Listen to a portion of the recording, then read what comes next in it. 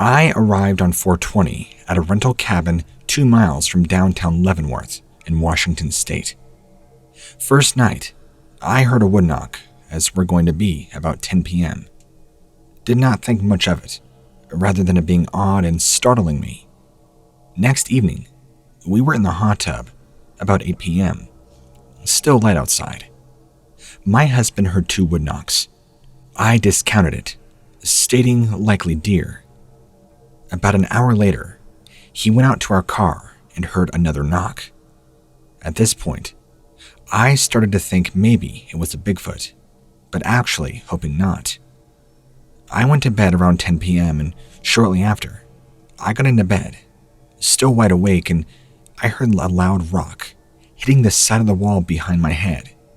Then, heard another less loud rock sound hitting the wall of the bedroom next to me on the same wall. In the morning, I went out to see if I could find the rocks, and believe I did. There are not that many rocks on the ground, and the ones that were embedded into the ground. 2 rocks were lying on top of the ground and did not appear that they had been there long in the weather. There was a bigger rock on my bedroom side, and a smaller one on the other side. A follow-up investigation report was done by BFR investigator Jeff Sidebottom. Spoke with the witness, and she seems very credible. Her husband was also a witness. April 20th. They arrived at the Bear Paw rental cabin near Leavenworth, Washington, on April 20th. The weather was hot and clear. The cabin sits higher up on a hill than the ones around it. There are 2 hills in the back that form a V shape down to the bottom behind the cabin. They went to bed around 10:30 p.m. The witness described hearing 1 loud distinct wood knock. April 21st. Weather was 70 degrees or so, sunny. They were sitting in the hot tub and playing some jazz music a bit loud, and she heard 2 loud distinct wood knocks. She believes these were within 50 feet or so of the hills behind the cabin. They would go to bed around 10 p.m., and around 10:30 p.m., a large rock hits the side of the bedroom wall. They were sleeping in separate rooms due to bad mattresses, and a large rock hit the side of the cabin on her husband's bedroom wall. The husband claimed he could hear something rustling loudly in the woods behind the cabin. He looked and saw 2 deer come to the base of the V, made by the hills, and then bolt back the way they came, as if spooked by something. That morning, the witness found a few rocks on top of the soil, while the others were embedded from sitting so long. Around 8:30 p.m., they were sitting inside and she had her back to the wall when a large rock hit the living room wall of the cabin. April 23rd. The weather was cloudy and a bit cooler now. The husband put apples out in different areas and did some wood knocks and tried some calls. They said no activity at all that day or night, other than seeing some wild turkey. April 24th. Weather was rainy and cloudy. Virtually no activity.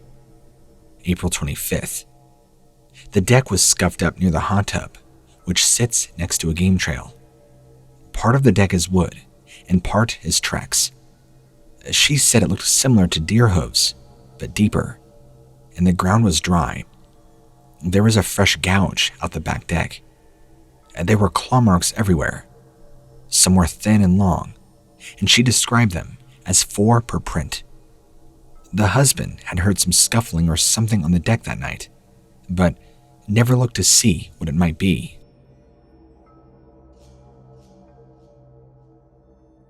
When you enter Kingman County from east on 60th Street, our encounter was on the first bridge you come to. This creature was on the west bank, just north of the bridge. By the way, this happened May 17th of 2021, not even a month ago from this reporting. It was also pretty thickly wooded right there, but surrounded by farmland. I'm handicapped, so I can't walk to where he was, but my son could, but I didn't even think of it. It just happened a day before yesterday, and it's been raining at the time of writing this. A follow-up was done by BFRO investigator Matthew Moneymaker. I spoke with the witness, Patricia Parcel, and her son Adrian. She is 65 and lives in Belmont, Kansas with her son. They have lived in Belmont for 2 years or so, and lived in Kingsman before that. This brief sighting occurred 2 days ago, 5/17/21, right around 6 p.m. Her son was driving her back home from a doctor's appointment in Wichita. She spotted the figure as they were crossing the bridge over the South Fork of a river. They both saw the figure briefly, but she got a better look at it. She estimates it was 150 feet away from the bridge. He estimates 200. It was on the north side of the bridge and west of the river. It was across from the small island Visible. The location of the intersection signs is half a mile west of the bridge. She and her son both say the water level is higher today than it was 2 days ago. More of the Sandy Creek bank was visible then. The figure was standing on the riverbank, out from the tree line. It was only a few feet from the water. Right now, the spot where it was standing is completely underwater. She cannot guess the height of the figure, but both witnesses say it was a reddish brown and distinct from the green tree line behind it. She is certain it was covered with fur, and she says she could definitely see its arms and hands. The hands were darker in color than the body fur.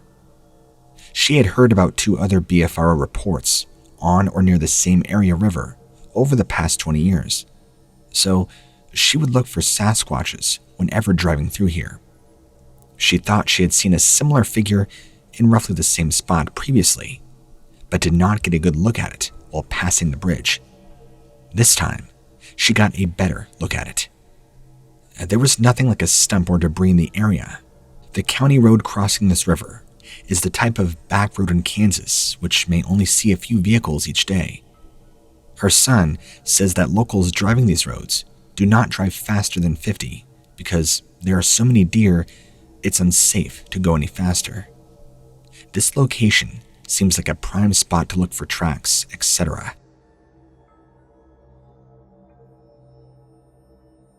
It was dark at the time, and I was living on a road surrounded by woods. This was back in 2000, in the fall, in New Hampshire. I went out to take my dog for a walk. At the time, our driveway connected to a dirt road that ran up the side from the main road. We walked to the end of the dirt road, and along that road is a tree lining of woods. As we began heading back, I looked over and noticed a tall figure staring at me just at the edge of the woods. I couldn't make out what it was, but it was definitely taller than 7 feet, standing erect on 2 legs. I also noted that it had orange eyes. I started walking back down the road towards my house, and when I would stop, it would stop and look at me. I would walk some more. So would the thing. And then, once I stopped, it would stop. Now I was really freaked out, so I yelled for my dog to run, and we sprinted towards the house. That's when I finally got inside. I looked down our driveway and across the road at the tree line. The figure was still there staring at me. I told my father, but when he looked, he saw nothing. It must have left by then. A follow-up investigation report was done by BFRO investigator Matthew Moneymaker. I spoke with the witness, Michelle Goodwin, by phone. She was a teenager at the time of this incident. She no longer lives in the house mentioned in the report. She says the area now has many more houses than back in 2000. Tanglewood Road has been extended as well. She said the figure was a silhouette, but definitely not a bear. It was simply too tall and walked on 2 legs the entire time that it paralleled her. It was not more than 5 to 6 feet into the woods from side of the road. I asked about the eyes and whether they appeared to be glowing or just reflecting light. She said the eyes seemed to be glowing dimly, which is a common feature of many nighttime encounters. The color was somewhere between orange and yellow. Although she became more frightened as the stalking continued, She said the figure was not otherwise aggressive or hostile. She knew very little about the Sasquatch Bigfoot subject at the time. It was only many years later that she learned more and realized the figure that paralleled her in the night was likely one of these creatures, by process of elimination.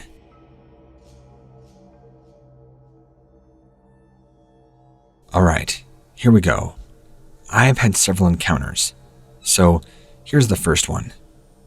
I was walking with two friends, looking for one of the friend's brother, walking down the abandoned Lake Champlain and Moria Railroad track bed. It was approximately 1:30 a.m., June 25th, 1989. That's when we heard a god-awful screaming noise coming from over the bank on the south side of the old rail bed. Metal was being ripped and thrown. Over the bank, there were a series of junked-out cars, some Subarus and an early 60s Chevy station wagon. One of my friends uttered the obligatory, "What was that?" and the noises ceased, almost like it hurt us. The next thing we heard was the sound of something very large breaking through the heavy brush of the woods right below us.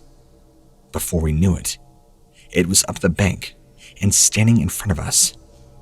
In the dark, I could not see it, but I could tell that it was huge. There was a smell, as well, almost like crossing a dead skunk and a deep bog. Nasty.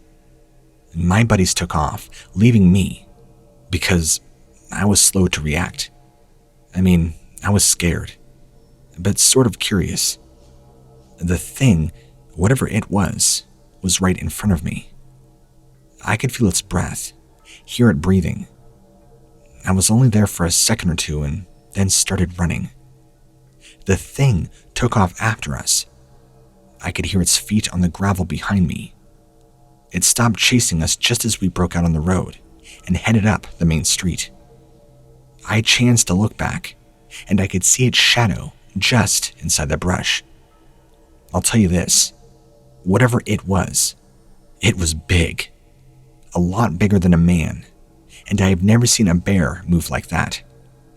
The bank it climbed was over a 45-degree angle, loose gravel and stone, covered with vines and heavy brush. We tried climbing it the next weekend, and it took the best of us over 5 minutes to climb. At the time, we never bothered to look for tracks, but one interesting note that I stated above is that there were junked cars on the south side of the railbed, one of these being an early 60s station wagon, a big, heavy car. My friends and I had been in that area the week or so before, and the car had been on its wheels. The weekend after the occurrence, the car was on its roof, pieces ripped from it and scattered around. That really scared me, and I haven't been back since. The second encounter I had, that was just as strange as the first. Me and a buddy of mine were cruising in his 85 LTD station wagon, as the ultimate touring vessel, as it were, just out of enjoying the late summer September weather. It was a beautiful September night, the 23rd, 1993. We drove up this four-wheel drive tail to the point where everybody parties. Every hick town is one, and the trail heads for Westport, New York. He wheeled the car around and parked with the rear facing the woods, the nose facing down the road that we just came in on. We were just talking about the town, friends, plans, just stuff. I happened to look out the back, and I could see something coming up behind the car. The LTD wagon had huge taillights, and there was no guard over the license plate light, so the back of the car lit the area up pretty nicely. This thing was big, black, and had its arm out like it was going to open the door on the driver's side. The part that scared me the most was the fact that the rear hatch of the wagon did not latch. It kind of just moved around, thumped and when you hit a bump, that sort of thing. It was one of those things Matt was always going to fix, but you know how us men are. Never did. Anyway, I looked at Matt and asked, "Did you lock the doors?" calmly, almost deadpan. Something's about to open the door. Matt slammed the gear shift into drive and we took off out of there. I looked back and the thing stood up. It easily had to be over 7 feet tall. I mean, we're talking huge. Its eyes must have caught the taillight's glow because there was a red flicker in them. We never stopped until we got down to Port Henry, which is about 6 or 7 miles away. I live in a rural part of New York, just outside the blue line. I know what bears look like. I know how they behave. Each one of these encounters was no bear. I still don't know what to call each of them. It seems to fit the Sasquatch theory. But why in the middle of nowhere? Where I live, they already had the tourist hook. Lake Champlain. Each year, people with out-of-state plates flood the little town looking for the elusive critter. It's been almost 10 years since my first encounter and a scant 5 since my last. I'll tell you what, though. I still have no idea what exactly chased out of the woods we played in. The first encounter, though, we just had left Richie's house, went out looking for his brother. We were looking for his brother because he had gotten in a fight. He had arrived home just after we went out looking for him, though. We were also all very sober. For the second encounter, Matt and I were driving around, just cruising, looking for something, anything to do. Sober again at that point, as I want to make mention, I don't drink or do drugs.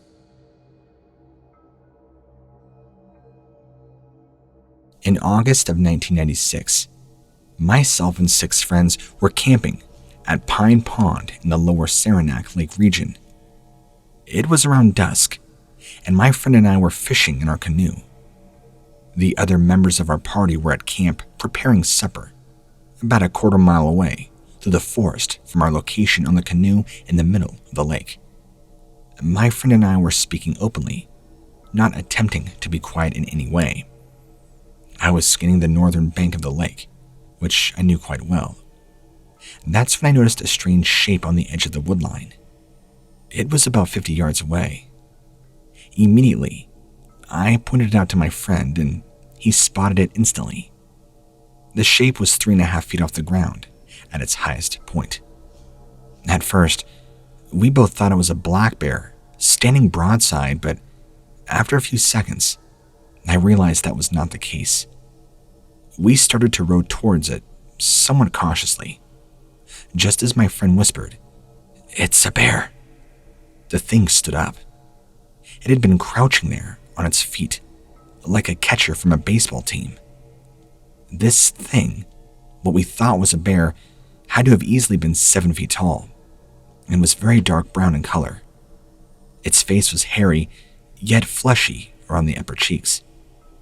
Its eyes were both dark in color, but clearly visible, and had a brightness about them.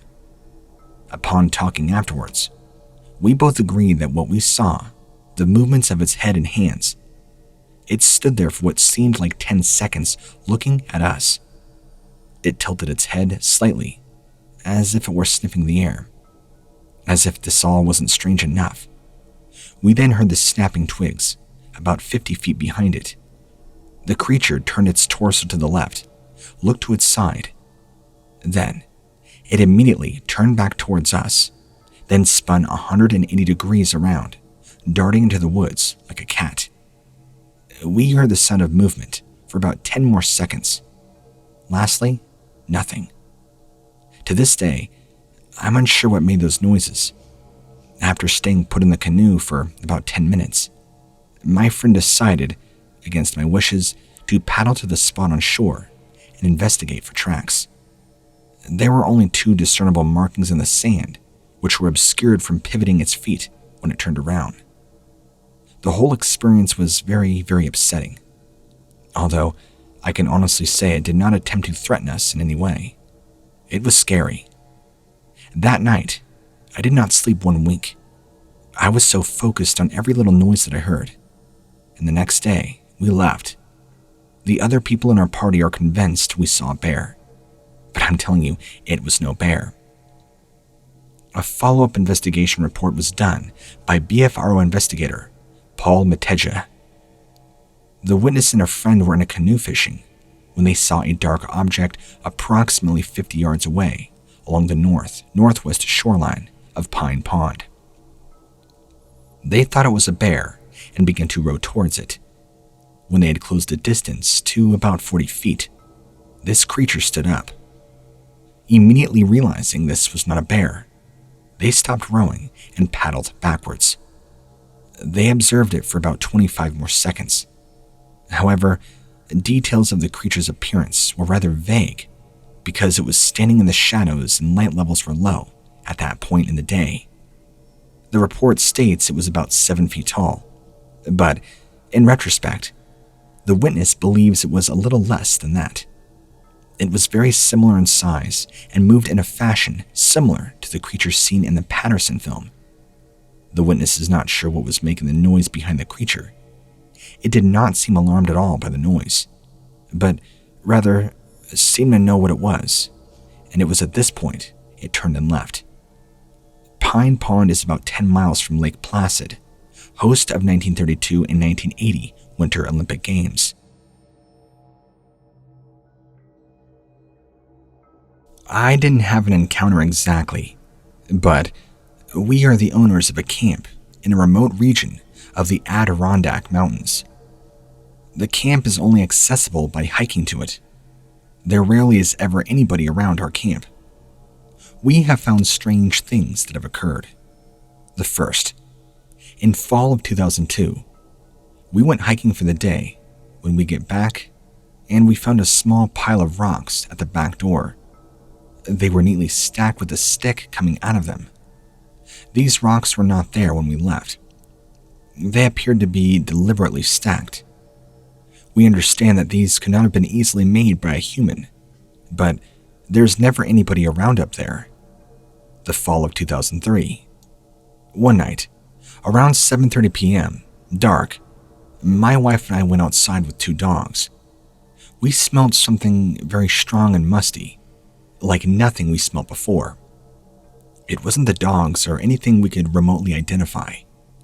The 2 dogs got very antsy and begged to go inside right away. This was very strange and freaky. Now, these dogs are generally not scared dogs. They also are large dogs, about 80 pounds each. We had never seen them act this way, ever.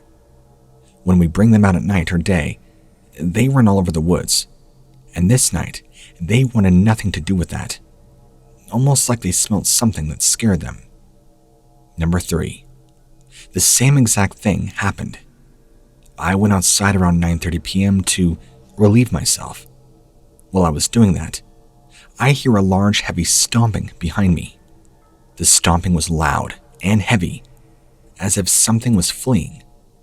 But the strange part is it sounded like it made 4 to 5 bounds, then stopping. I heard nothing else after that. I looked around a little bit, but the happenings of this night made me uneasy. So I went inside and locked up the cabin. I don't know what did all this, and maybe it's easily explained away, but these things altogether make me think it might have been a Bigfoot. A follow-up investigation report was done. I spoke with the witness by phone on 12/22/05. The witness recounted the set of unusual occurrences in amazing detail. The remote cabin where the events took place has been in the family for over 70 years, and the witness's family typically stays there for a weekend or 2, at least once every fall. The cabin has no running water or electricity and requires a half-mile hike from the nearest road. Now, the first event took place in the late afternoon when the witness, his wife, and 2 young children and 3 adult relatives returned to the cabin after a day-long hike in the adjacent area. Nothing unusual took place during the hike, but upon returning to the cabin, the group observed a small rock pile and stick formation on the back porch steps. There were a total of 3 rocks, which the witness described as being relatively flat and smooth, and about the size of an adult hand. He reported that similar stones are found in abundance and scattered all throughout the immediate cabin area. No other events took place the remainder of the weekend. Approximately 1 year later, the family of 4 and 2 adult relatives was at the cabin for yet another October weekend retreat. In the early evening, the witness and his wife went out to the back porch of the cabin with their 2 family dogs. They both immediately smelt an unusual, strong, musky odor that the very witness described as a wet dog smell. They smelt their dogs and ruled out the odor as coming from them. Nothing further happened, and the couple decided to play it safe by going back inside after a few moments. Now, approximately 2 hours go by, and the witness went out the front door of the cabin, walked about 25 feet to the edge of the tree line. While standing there, the witness heard a very loud stomping sound, but it only lasted for a few seconds. But it shook the ground around him. The witness turned toward the sound, which he estimated to be coming from the base of a hillside, about 25 yards away. As soon as the witness turned, the sound ceased. The witness mentioned that although it was a windy night, the sound did not seem to be a falling tree branch. No vocalizations or strange smells were observed in that moment. No further events have taken place for the remainder of the family's stay. The witness mentioned seeing tree scrappings in an area about 6 feet off the ground, and that bear and deer are known to inhabit the area. The witness also mentioned an abundance of wild blueberry and blackberry bushes in the area that bear fruit in August and September. The witness and his immediate family have not been back to the cabin since 2003. These occurrences took place near Keene Valley, New York, within the Adirondack Park Reserve. The cabin is actually located near the Phelps Brook High Wilderness area, a recognized ancient forest area with a top elevation of 3,700 feet, comprised of balsam fir, red spruce, and mountain paper birch.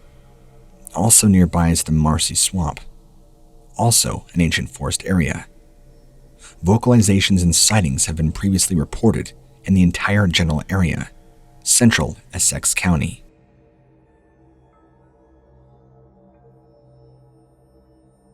On June 10th, 2006, I was driving with my brother on a back road, unpaved in the Adirondack Park.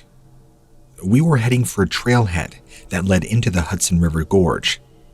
This area is almost dead center in the park and surrounded by many miles of uninhabited and very rugged terrain.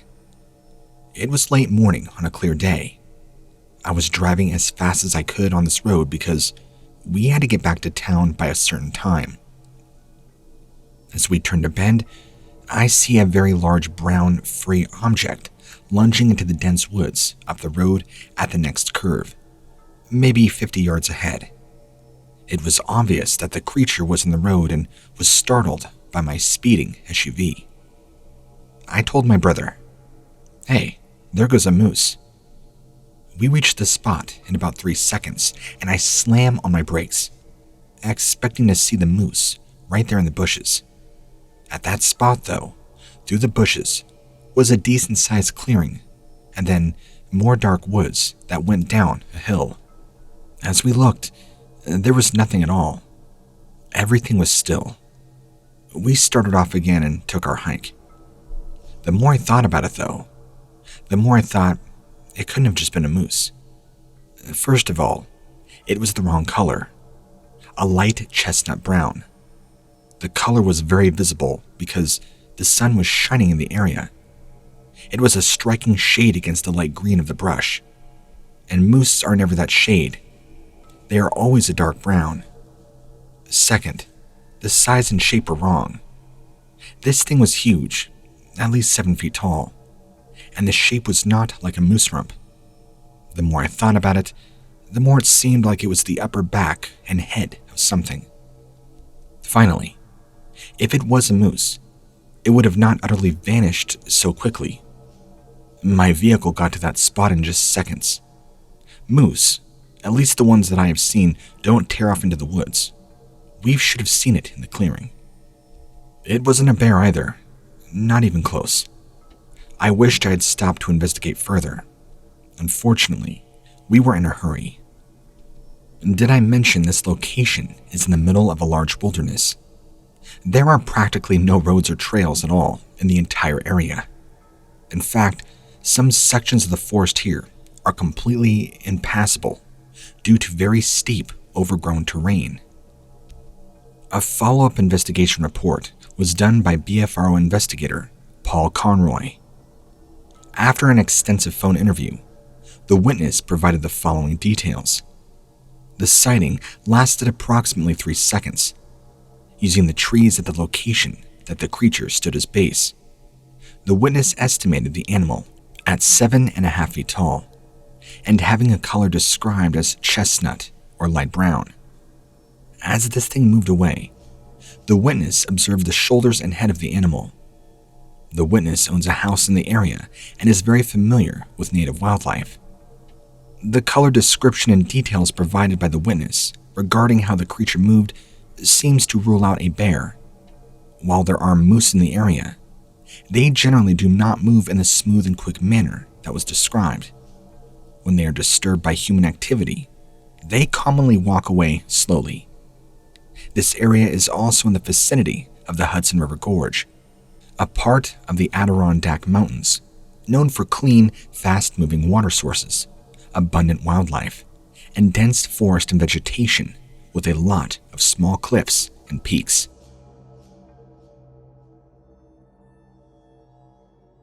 This is my Bigfoot sighting.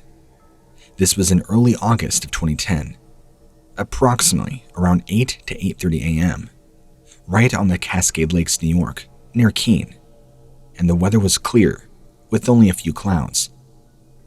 I spend most of the summers camping in and around the Adirondacks in my Dodge Caravan.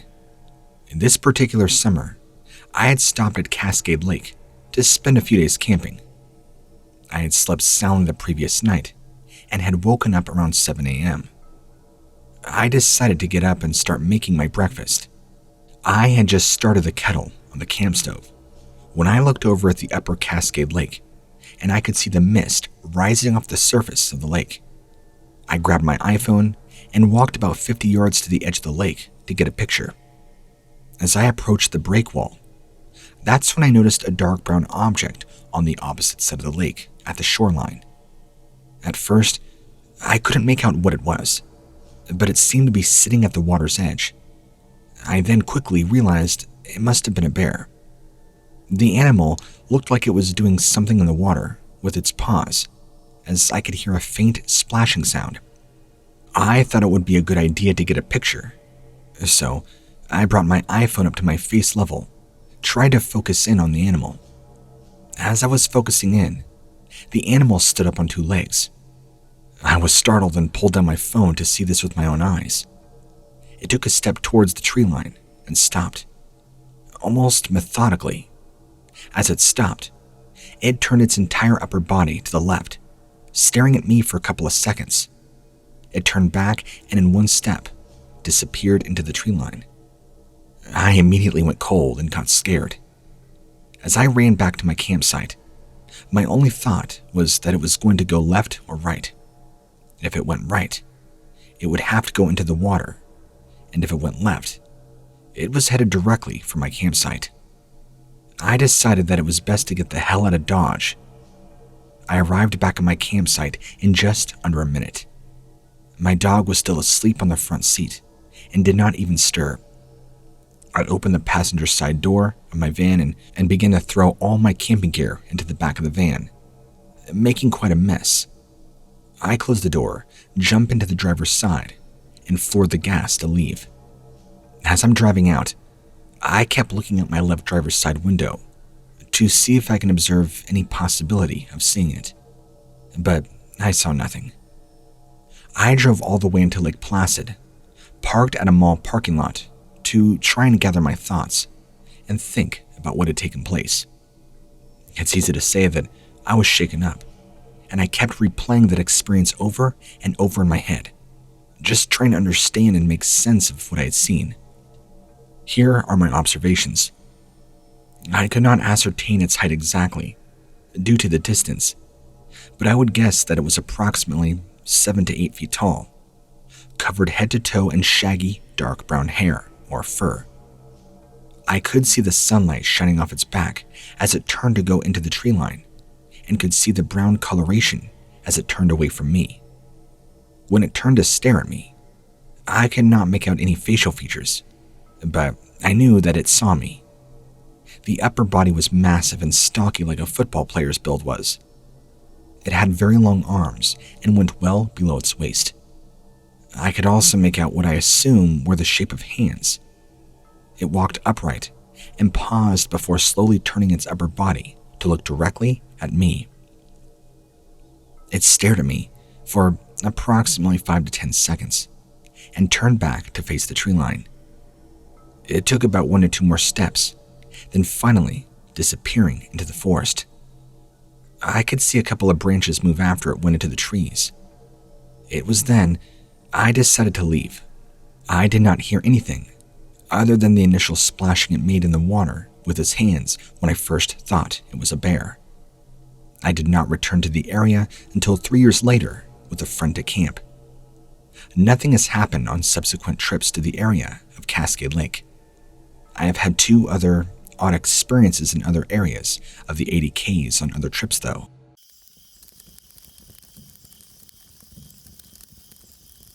In May of 1985, on a sunny afternoon, a realtor in Ormond Beach took me north on Beach Street. We turned left and entered the village of Pine Run. Before reaching the area of houses, I spotted what looked like a young preteen holding a tall stick vertically. Suddenly, the other than human walked on hands and feet to the middle of the road and then stood erect. My realtor slammed on the brakes and cried, "What is that?" I suggested a bear, but the shape and the head was not that of a bear. We agreed it was a monkey, due to no long tail, and it appeared to be at least 4.5 to 5 feet tall. Then, it disappeared into the woods. There was a small follow-up investigation report. The witness was looking to buy property in Ormond Beach back in the spring of 1985 with a realtor. Both ladies were driving a car west on Addison Drive, right around 1 p.m. That road borders a green area and connects with several other state parks. As they drove, they noticed a quote-unquote teenager standing on the roadside, holding a stick. As they neared, it drops down on all fours, and they thought out loud that it was a bear. It began across the road, from left to right, in front of them, acting totally unafraid. They had to slam on their brakes not to hit it. One commented that it was the strangest looking bear they had ever seen. And then the bear stood up and became clearly bipedal, very comfortably. It looked at them as it crossed about 10 feet in front of the car in a slow, easy gait. Once it passed the car, it dropped back down to quadrupedal and briefly paused to look back at them before going back into the woods. It was roughly 4.5 to 5 feet tall, woolly dark brown, and looked more ape than human. It had long limbs and looked taller because of the lankiness. One lady compared it to the size and weight of an average 12-year-old boy, although its head seemed smaller. The head didn't have as much hair on it as the body did. The women were amazed at what they were seeing, and the realtor commented that she was worried about what her client was thinking as to what wild creatures lived in the area. They realized it was not a bear, but could not figure out what it could have been. It did not have the bear ears or tail, and it was too big to be a monkey, and clearly was not a gorilla. They had heard that Bigfoots were much bigger, so didn't think of that either.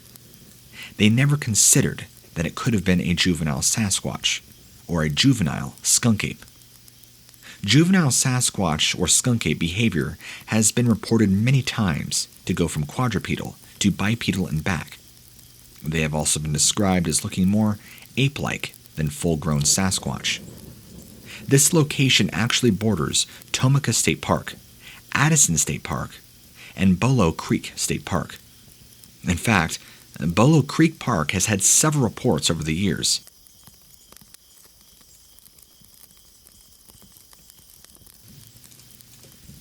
This first incident occurred in the fall of 1998. The witnesses were sleeping around 10 p.m. when they were awakened by two loud vocalizations. The first was more of a loud growl. The second began low and progressed to a higher pitch. It sounded like a scream. The witnesses related that it sounded as if whatever made the sounds was standing in the room with them. It was so loud. They said you could feel it. The husband got up to investigate, but found nothing. He said that his two dogs were very scared, and they would not move from where they were laying in the house. The husband stated that I couldn't have pried them off the floor with a spatula. The second incident occurred in October of 1999, roughly 13 months later. The wife let their dogs out in that morning. The dog involved did not return as she usually does, so the wife went out to look for her. At the bottom of the front steps, she found the dog bleeding from the stomach area. The wife took the mixed breed dog to the vet. The vet stated that the dog had been hit by something big, such as a car or something. The witness said that this dog had never went to the street, which, at the time, was approximately 200 yards away from the house. The dog weighed 25 pounds. The injuries included massive internal injuries and a 1.5-inch cut on her stomach. The vet said that it was a puncture wound of some sort, and also the dog's rib was broken. Unfortunately, the dog died. The witness believes that the dog walked up on a Bigfoot and was kicked by the creature. The cut on her stomach could have been where its toenail had cut her. A follow-up investigation report provided even more horrifying information. On Friday, March 17th, 2000, the witness called with an incident that had just occurred during Bike Week on Wednesday, March 8, 2000, with some friends and himself. The group was sitting around the fire pit on the northeastern corner of the property when they heard something large moving through the woods nearby. The fire was large and bright, and they saw the reflection of one eye. The reflection was red, and the eye was approximately 1.5 inches around. The creature, from position of the eye, was on their side of the creek, which runs along the north side of the property, then crossed over the creek and walked around east of them. It then came back towards them. It even made loud noises moving through the woods, snapping branches, etc. The eye was easily 7+ feet off the ground. The witness stated that the eye was too big in diameter to belong to an owl. No footprints were ever found.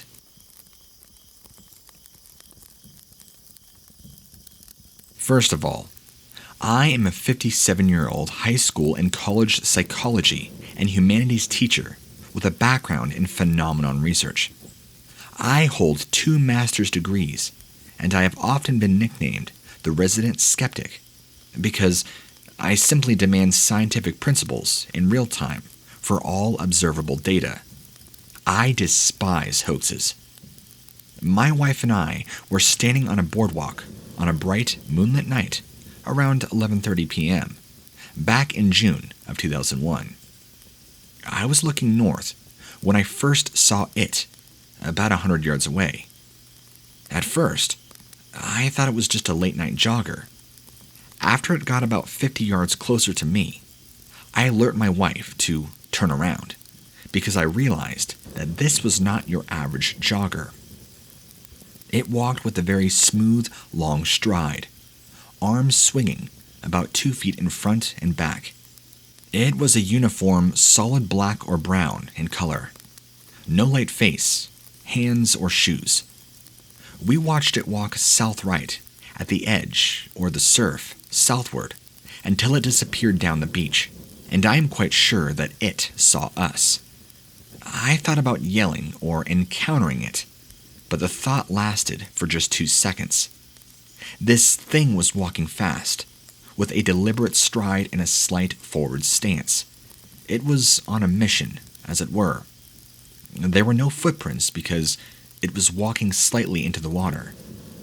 I know what I saw, and my wife and I are in complete agreement on all details. I guess this is another incident where I can only report the data. There seems to be no way to research it, unless someone else happened to see it or confront it. I also noticed that in the local paper, an article about a lady who discovered a black bear on her patio a few days before we arrived. I at first wondered if it was the same bear, but quickly eliminated this possibility because of its quick, upright posture. Look, I'm an avid hunter and fisherman from Kentucky. I have seen 2 black bears in the wild, at least. This was no comparison.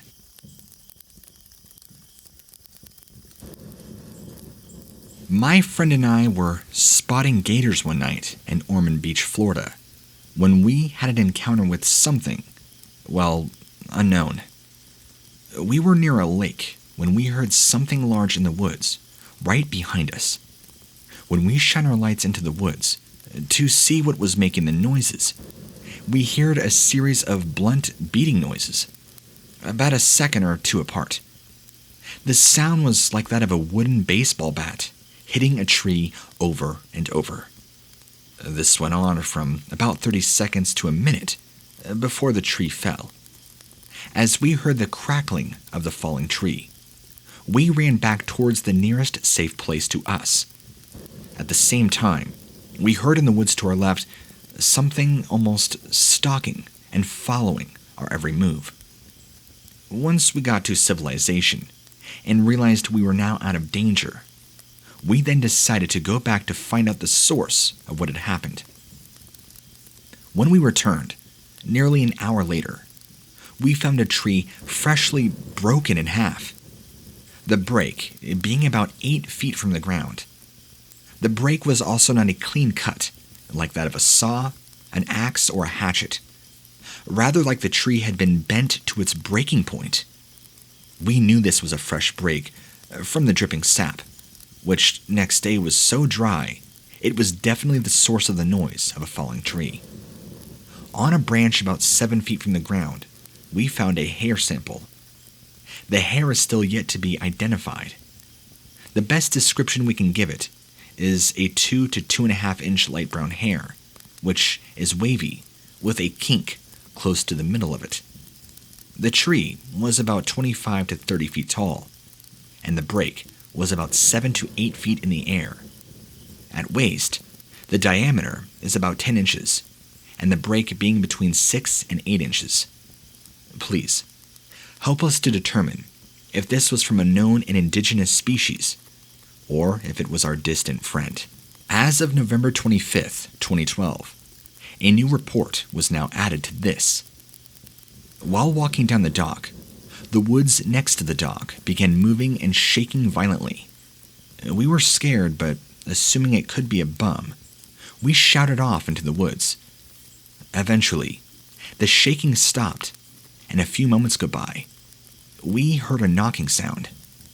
It sounded like a 4x4 sized piece of wood hitting a tree.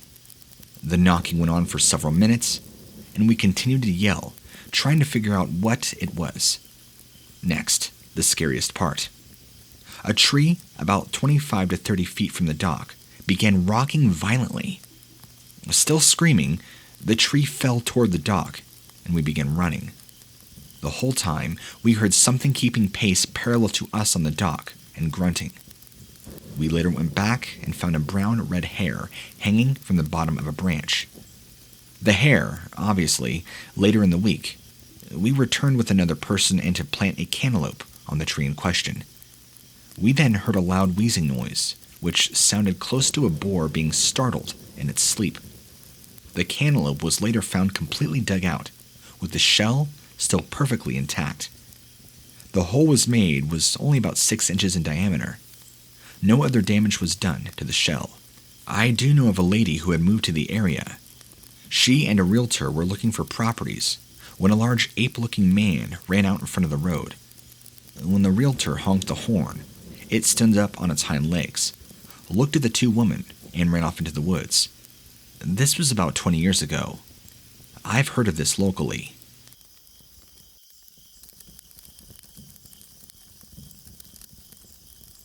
Back in January of 2001, I went down to Florida with my family while my father was working there. We didn't want to stay in a hotel because we had just bought a camper, so we decided to go camping. We stayed at the Hillsborough River State Park. One day, I took my bike out around 2 p.m. The camp had a few trails to ride on, so I decided to take one. As I was riding my bike, I stopped, looked over the ledge at a few alligators that I had spotted. I heard a rustling in the trees and thought maybe it was a gator, so I got steady on my bike and got ready to take off. As I was looking around, though, I noticed a tall, dark brown hairy figure just standing there looking at me. I thought my eyes were playing tricks on me, so I looked harder at it, and it took off running. I would also like to take a note that it was running on 2 feet, not 4. I rode my bike back to my camper as fast as I could, and elaborately told my mother and my sister that I had just seen a Bigfoot. They both claimed I was crazy, told me it was a black bear, because the camp guide told us not to leave food out. They had some of them in the area, and so black bear were very common. But I'm telling you, I am most certain that this was not a bear, because this thing stood up at least 7.5 feet tall and ran upwards on 2 feet. Bears can't do that. I knew what I saw, and ever since then, I've been fascinated with this creature. I know for sure that it's out there. A follow-up investigation report was done by Kathy Betts. I had the chance to speak to JS on the phone, and he had these details to add. In January 2001, 16-year-old JS was visiting Florida with his family. They were camped at the Hillsborough River State Park between 2 p.m. and 4 p.m. on a sunny day with a temperature at about 65 degrees. JS decides to ride his bike up a trail that parallels the Hillsborough River. About a mile or so up the trail, JS noticed a place that he recognized from a previous canoe trip, so he stopped to see if there were still some alligators there that he had spotted earlier. He says this: "I was looking down a steep embankment towards the river when I heard something rustling some bushes to my right.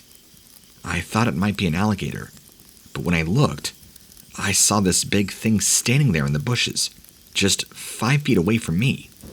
It was frozen, just looking at me while I looked at it. Then, it took off into the bushes. It was big." JS stated that he had about 10 seconds to observe it before it ran away. I think it freaked out, and that's why it ran. When I spotted it, it was sort of standing there in the bushes, frozen, like it was wondering if I would notice it. It didn't seem like it wanted to hurt me. I think I scared it as much as it scared me. After the creature ran off, JS stated that he got back onto his bike and pedaled faster than I've ever pedaled before. It took me until halfway back to camp to really realize that I had just seen a Bigfoot. Then, I began thinking, what if it's chasing me and steps out of the woods to clothesline me? But it never did. Deep down inside, I knew that it did not want to hurt me, but I was pretty scared by then. When I got back, I told my mom and sister that I had seen a Bigfoot. They explained to me that I probably saw a bear, actually. But it wasn't a bear, because bears don't run on 2 feet. I know it was a Bigfoot. JS stated that he saw the upper half of the creature, from the chest up. It was about 6 feet tall, and this thing stood about 1.5 feet taller than I was, so about 7.5 feet.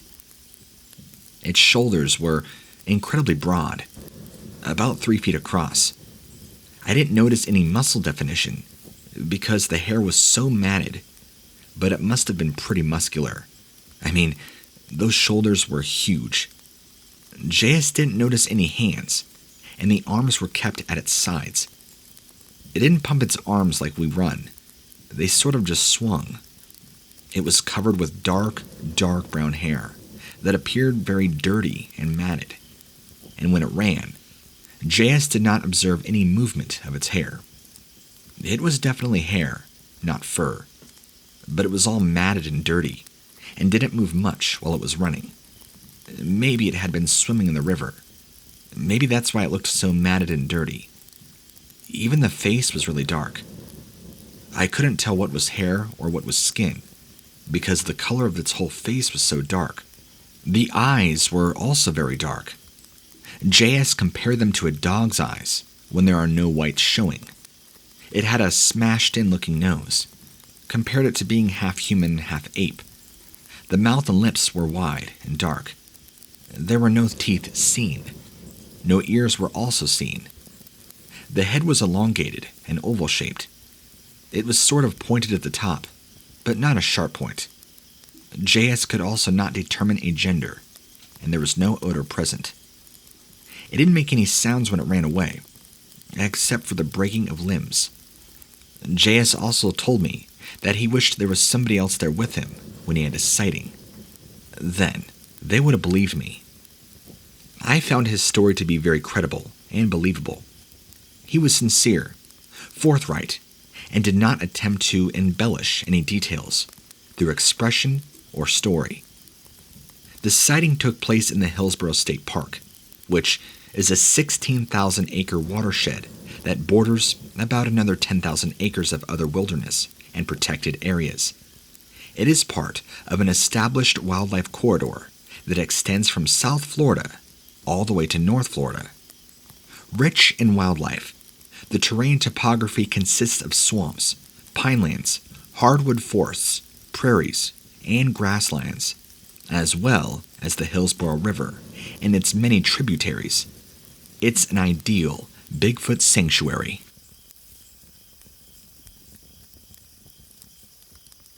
I, a female lady, was driving on a clear day on I-75 in the afternoon on a spring day from Sarasota to Tampa, going north 65 to 70 miles an hour on the far right lane.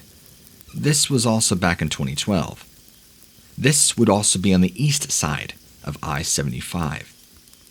I had to take an exam in Tampa the next day, so I can tell you the exact date that I was traveling. My window was slightly open on the passenger's side, just to let in fresh air. I was driving on the far right side of the highway, in a very heavily tropical wooded area, when I saw what I first thought was a man, walking fast, about 50 feet away from the highway, in like a grassy meadow, with thick brush or tropical woods behind him. As I got closer, I saw that it was not a man, but a creature that looked like a man, but with approximately 3-inch long brown hair covering its or his entire body, from head to toe. When I was about parallel to this thing, it quickly went into the brush and wooded area, then vanished. It looked like tall, thick brush or woods. The creature appeared to be a male, around, I'm guessing, 6 to 7 feet tall. His or its body was very, very thick. Thick chest, thick legs, and very wide, thick shoulders. I could see the brown body hair as it turned its whole body all at once, bent its head down, and went into the brush. It was going north, the same direction as I, and walked quickly, with wide steps, with knees bent, before it turned into the brush. As I drove off, I couldn't get over what I saw. It happened in about 30 seconds' time. My car smelt like rotten eggs, sulfur, or just a strange, awful odor for about 10 minutes after. I was not afraid. It did not look scary at all, just very strange. It happened so fast and without warning. My car window was slightly open on the passenger's side to let air in because, well, it was a nice day out. But like I said, after the sighting, that terrible odor lingered. It was something bad, and it took a little bit of time for it to go away. I have not heard any other incidents except the woman who sent in photos of an ape-like creature known as the Mayaka ape. The creature I saw that day did not look anything like those photos. What I saw looked more human-like, with a thick body, covered in brown hair. It did not look like an ape, but it did have a very terrible smell. Also, this was between 2 p.m. and 4 p.m. Clear, beautiful sunny day, about 75 degrees. There was a follow-up investigation report by BFRO investigator David Becerra. I spoke with the witness by phone, and she seemed credible and sincere. Her sighting happened on her way to Tampa on a clear spring day just back in 2012. It was a nice cool day, by Florida standards, so she had her passenger side window cracked to let in fresh air. In an area near Little Manatee River State Park, she can't be sure as it was a long stretch of road, she noticed what she first thought was a man walking quickly, just 30 to 50 feet from the shoulder, heading north away from her. It was just a few feet from the woodline. As she neared the figure, she also noticed that it was covered in brown hair from head to toe. It was walking with long, purposeful strides, head and knees bent. The hair was 3 inches long, and definitely brown. She continued to describe it as much more man-like than ape-like. It had a round head like a man, and the arm length was normal, not long and down to the knees, but it was definitely covered in hair.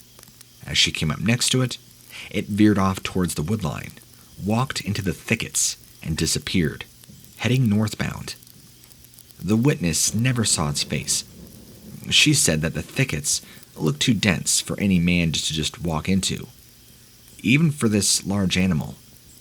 She then noticed a very strong odor of rotten eggs / sulfur in the car, and had to roll the windows down for at least 10 minutes before it finally dissipated.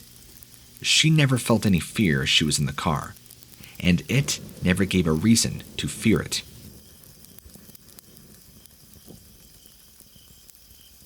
I was leaving St. Petersburg with the intentions of hitchhiking to Asheville, North Carolina. I had a friend drop me off at the I-75 North exit around 11 p.m. There was a lot of construction going on. Since it was getting late, I decided to camp for the night. I walked to the bridge that crosses the nearby river. I was planning on sleeping under the bridge, so I walked down underneath. I got myself somewhat comfortable. Then, I heard a couple of noises to the left of me, coming from the southbound bridge. I just played it off as a possum, or maybe a raccoon. Then, I heard it again. So, I decided to move closer to the river and hang my hammock in between 2 trees.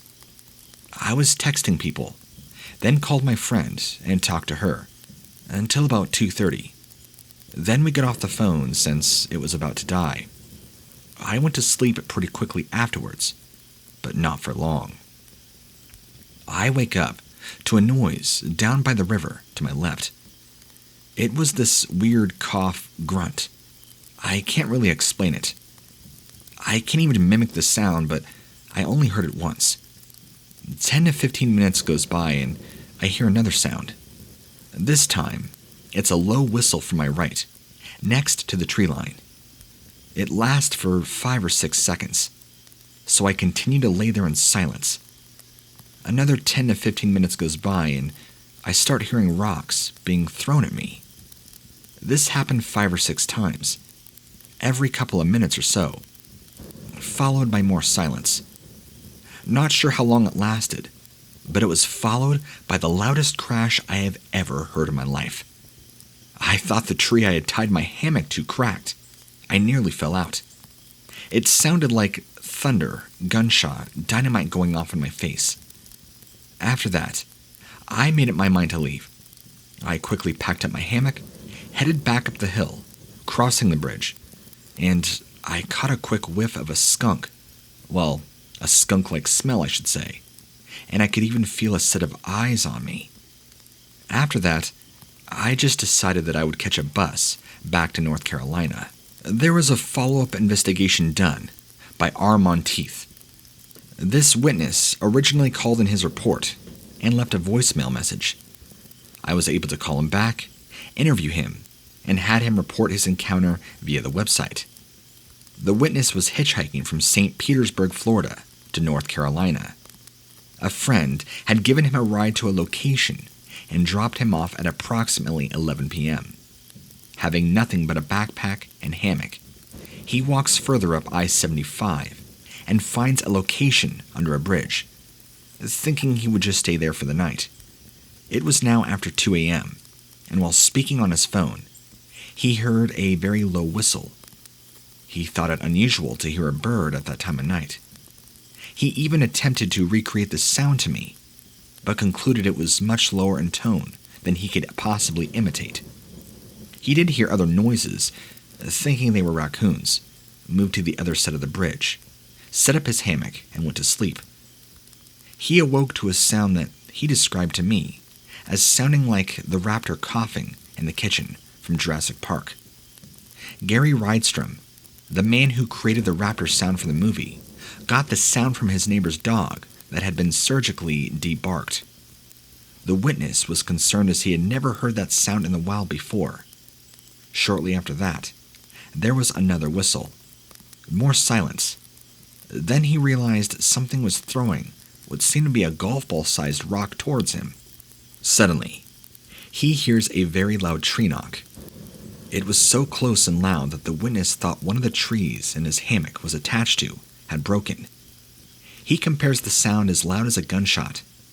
At the time, he felt incredibly threatened, packed up and left the area. While leaving, he smelt a skunky odor, and like so many other witnesses, describes or felt as if he was being watched as he left.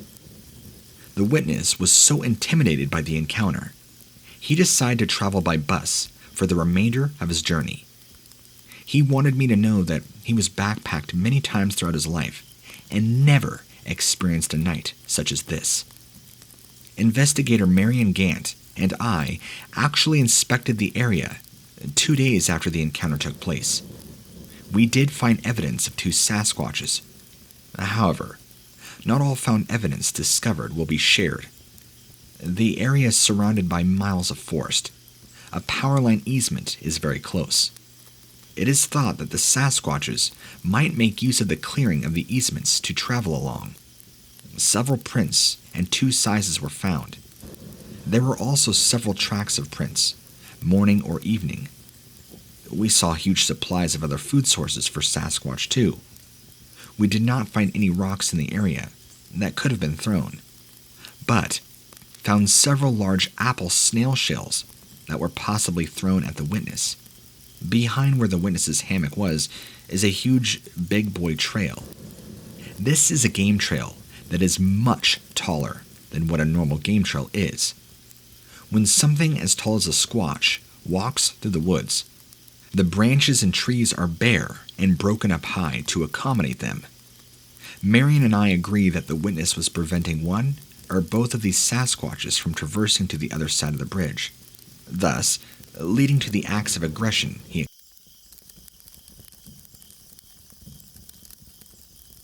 My husband and I live in Florida, in Hillsborough County, next to the wildlife preserve.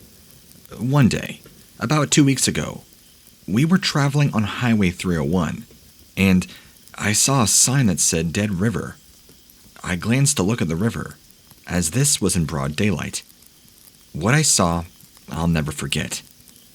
I didn't even believe in Bigfoot before this, and I saw a big white furry animal standing straight up like a human, crossing over the stream. We were traveling fast on the road, so we couldn't just stop.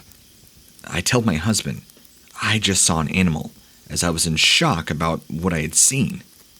He didn't see it because he was driving. It took me 2 days to realize I had just seen a Bigfoot. I think I was in shock about what I'd seen. Also, where I saw it, it was very close to our RV park, River Palm. When we entered the park, there was this horrific smell. Did not connect the two things at the time, but some say they smell rotten. Don't know if it was connected to the incident or not. No witnesses, just me getting a quick glance. It was around 2 p.m. as well. There was also a follow-up investigation report by a person by the name of R. Monteith. The witness and her husband had recently just moved to Florida. On Tuesday, November 20th, 2018, they were returning from the store at approximately 2 p.m., heading north on Highway 301, a 2-lane road in Thanotosasa. It was a sunny day with a high of 77. Now the speed limit on 301 is 60, but they were slowing down as their turn was less than a quarter mile away. She was the passenger, and as they passed over Two Hole Branch Creek, she noticed this large bipedal figure that was white off to the right, and it appeared to be stepping over the creek, heading southbound. It was standing upright, and she saw a leg in mid-step. Her sighting was a second or two, but she realized it wasn't a man. It didn't have clothes or shoes on, and it appeared to have white hair all over its body. The height of the figure was hard for her to judge, as the road is higher than the creek, and she was looking down on it. But it seemed to be similar to a large human. The head appeared rounded. Its hands were at its side. She estimated the figure to be about 20 yards from the car. It never looked at the car. It appeared to be walking confidently, with purpose. She claimed she had never thought these creatures existed. When her husband mentioned to his brother that his wife may have seen one, the brother told them of a sighting that he and his mother had at their childhood home many years ago, back in Iowa. His mother confirmed the sighting. They had seen a Bigfoot eating mulberries in the yard. The witness, her husband, and I went to the location at about the same time of her sighting. The sign she speaks of in her report, of saying Dead River, is just before the small bridge, but refers to the next road, Dead River Road, not the name of the creek. The creek is called Two Branches Creek, and it is one of the creeks that flows off the Hillsborough River. This section of Highway 301 runs right along Hillsborough State Park and the Lower Hillsborough Wilderness Preserve. There's a small bridge over the creek. The witness claims there was more water in the creek in November than the day we were there in March. This is most likely correct, as this is Florida's dry season, and the rains really don't begin until about May. This area is heavily treed. The old Atlantic Coastline Railroad used to run right along this road. In fact, remnants of it are still visible. It's about 50 yards away from the highway, where the railroad was as much higher than the surrounding forest. This Bigfoot was walking in between the old railroad and the highway. Footprints around the creek bed were deer, pig, and alligator. It is evident that many smaller animals also walk the area too. Actually, just east of this area are many strawberry fruit farms. North is a dairy farm. Following the Hillsborough River, going north leads to the Green Swamp. Heading south leads to Cypress Creek area, of which both have had numerous Bigfoot reports. First, I'll start with the fact that I have never put much stock into the Bigfoot phenomenon. I have degrees in wildlife management and wildlife biology.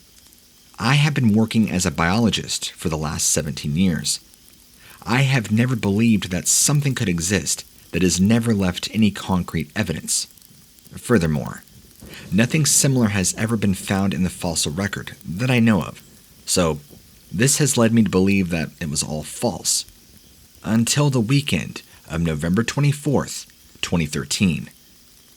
I'm an avid bird watcher and wildlife photographer. I take very long hikes in various wild areas around Tampa about this time of year to photograph whatever I find. I was hiking at Cypress Creek Preserve, which is in between Interstate 275 and 75, near the apex where they meet. I was walking on one of the rather wide trails, and I came to a stop due to hearing a noise. I had seen quite a few wild pigs that morning, and I thought I could photograph one crossing the trail in front of me.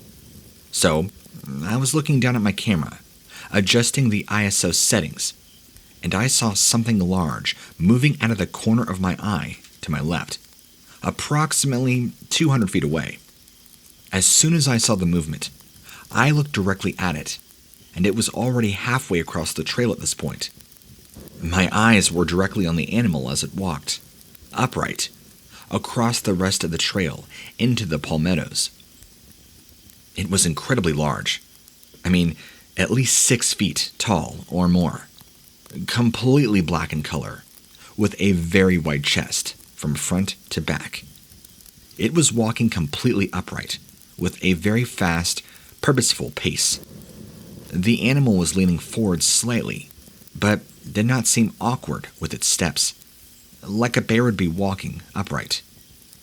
I slowly walked over to the spot where I saw it cross, and I could still hear it moving through the woods in the distance. I then immediately noticed that all the birds around me had stopped chirping, and even the insects had stopped making noise as well. I looked for tracks or hair left on the plants in the area, but came up with nothing. I was able to get a picture of the palmetto on the trail, though, where it had crossed, and I put my tripod near it for height comparison. Just so you know, I am extremely knowledgeable about the wildlife in Florida, but I cannot explain what type of animal that I saw this time. Also, it was around 9 in the morning, overcast, about 60 degrees. There was a follow-up investigation done by R. Monteith. The witness is a biologist at a local area animal park. He has even taught college-level courses on bear and knows that what he witnessed that morning was neither bear or man. The gentleman's professional standing and occupation lead this report to be credible and very sound. The biologist went to Cypress Creek Nature Preserve in the morning to photograph birds. He saw much wildlife while hiking to a spot to set up his camera. About 1 mile into the trail, at exactly 9:04 a.m., he set up his camera tripod. While doing so, heard a noise, turned to his left, and looked. About 50 to 60 yards away from him was a Sasquatch crossing the trail. Unfortunately, the camera was pointed in the opposite direction, and he was unable to take a photo. He described a Sasquatch at more than 6 feet tall, black in color, and having a very wide torso. It was muscular in its profile, and it walked briskly across the trail, left to right, never looking in his direction. Its gait had a forward lean to it, and he described the walk as very smooth. The facial features blended into the dark face, and he was not able to see them. There were no apparent breasts or tail that he could see. The head was round, but larger than a human. He walked up to where it had been on the trail and can only hear it walking away. He noticed that the woods became quiet after the sighting. The area of this sighting is very close to my own home, as the preserve borders my property. It is a state-recognized wildlife corridor that connects the Hillsborough River and the Green Swamp in Pasco and Polk counties. We received numerous reports from both of these areas, by the way. I was able to get to the location 2 days after the event. When I get to the location of the trail crossing, I noticed several tree breaks in both directions, indicating something large had walked through. Interestingly, while I was photographing the broken branches, a tree about 25 yards away from me crashed to the ground. I ventured in that direction, singing softly, but was unable to detect any other movement.